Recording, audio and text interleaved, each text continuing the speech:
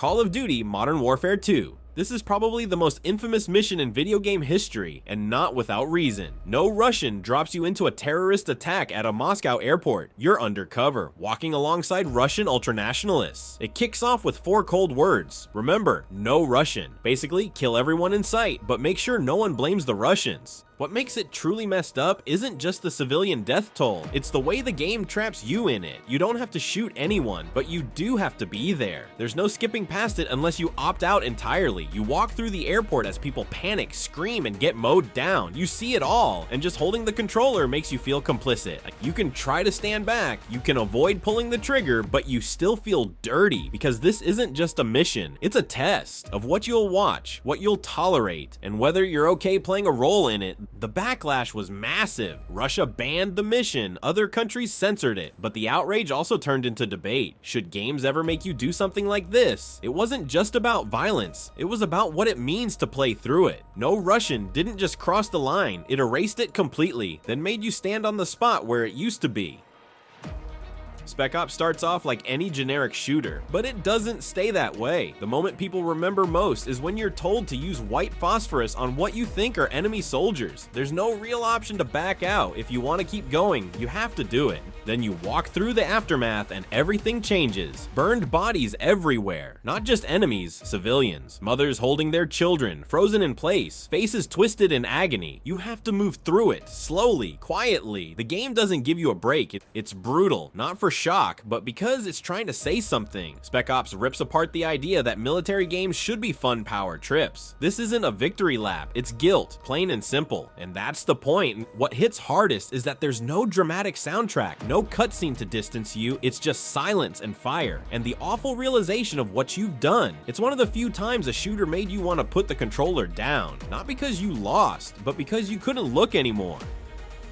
Some moments hit hard because of action or horror. This one's different. It hits you straight in the heart. After everything Lee does to protect Clementine, he gets bitten. You know it's coming, but when it happens, it still crushes you. The worst part is you have to decide how it ends. Do you tell Clem to shoot him so he doesn't turn, or let her walk away, broken but spared from pulling the trigger? There's no right call, just heartbreak. This moment hits because you weren't just watching their bond grow, you lived it. You taught her how to survive. You picked the words, made the decisions, so when it's time to say goodbye, it doesn't feel like a game anymore.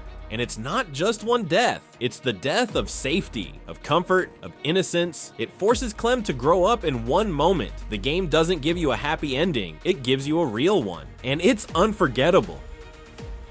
GTA has always pushed things, but the by-the-book mission took it further. You're Trevor, already an unstable maniac, and you're ordered to torture a guy for intel, and it's not just a cutscene. You do it. You pick your tools, pliers, a wrench, a car battery, even waterboarding. The game walks you through the steps with button prompts like it's any other mission. Meanwhile, Mr. K screams, pleads, and shakes in fear. Supposedly, it's satire, a commentary on government torture and how games treat violence like a joke. But for a lot of players, it didn't feel clever. It just felt awful. And the fact that you have to do it to move forward made it worse. It kicked off big debates. Can games cross a line? Is this one of those moments where the message gets buried under the gameplay? For many, the answer was yes. Even years later, this mission comes up in arguments about ethics in games. It forced players to ask, just because we can simulate anything, should we? Mass Effect pulled off something rare. 3 games of deep, player-driven storytelling. Your choices shaped who lived, who died, and how the galaxy saw you. For years, it felt like your story. Then came the ending and everything kind of collapsed. After all that decision making, you're funneled into 3 final options: destroy, control, or synthesis. And no matter what you pick, the endings look nearly identical. Same scenes, different colors. Fans were furious, forums exploded, people made protest videos, sent cupcakes to BioWare, started online campaigns. It got so loud, the studio actually released an updated version of the ending as free DLC. That almost never happens. This wasn't just about being disappointed. It changed how players talk to developers. It showed the power of the community when the story doesn't live up to the choices they made. For many, it wasn't about needing a happy ending, it was about needing their ending, one that respected the path they'd built. What they got instead was a shrug. The Last of Us doesn't ease you in, it wrecks you from the start. You're with Joel and his daughter Sarah during the first chaotic night of the outbreak. Everything spirals. Then a soldier opens fire. Not on infected, just on them. Sarah gets hit. Joel holds her. She dies in his arms, and everything stops. It's raw. There's no warning, no cinematic filter to soften the blow. The game makes you feel every second, and if you've seen the HBO show, it hits even harder. They gave Sarah more time, more warmth. It's okay, baby girl. That line's etched into gaming forever. And it's more than just a tearjerker. It explains everything about who Joel becomes. Distant, cold, broken. It all goes back to that night. It's not just a backstory. It's the emotional core of the entire game. And it's the reason why, even now, players say they'll never replay the opening, because once was enough.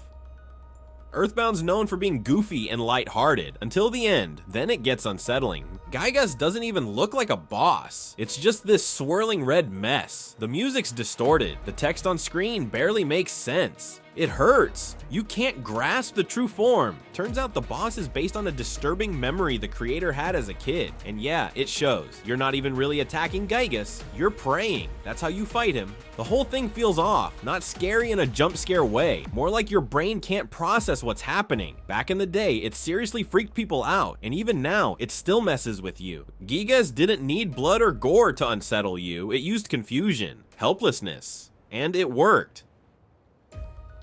Even if you've never touched Final Fantasy VII, you probably know about Aerith. She's praying quietly, peaceful. Then Sephiroth drops in and kills her in one stab. Just like that, what shocked people wasn't just the death, it was who died. Aerith wasn't some side character. She was your healer, your friend, maybe even your love interest. Players spent hours leveling her up, only to lose her in a scene they couldn't change. That helplessness is what sticks with people.